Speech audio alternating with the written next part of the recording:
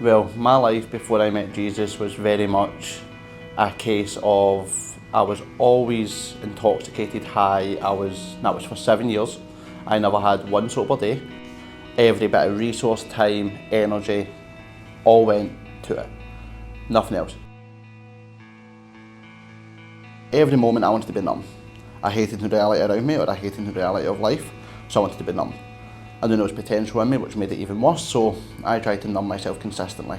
And the more you numb yourself, the more you feel, and consistently it goes on and on. I tried to break free from it, but couldn't. Trying to outrun an addiction that I never could, a race that I could never beat. 2 years ago on Easter Sunday, I'd been coming to church for about a month and a half in February, and Easter Sunday, you all talk about this Jesus guy.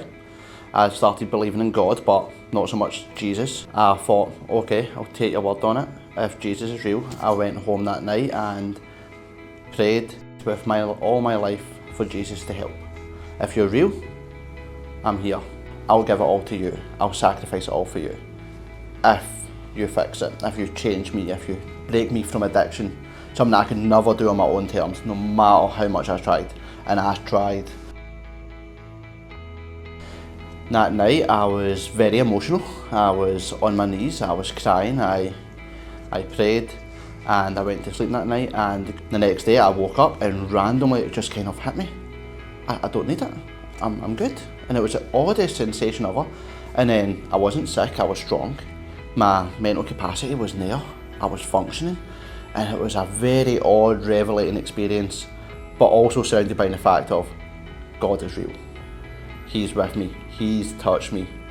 All my addiction bonds were broken. I wasn't sick when usually I'd be sick as a dog.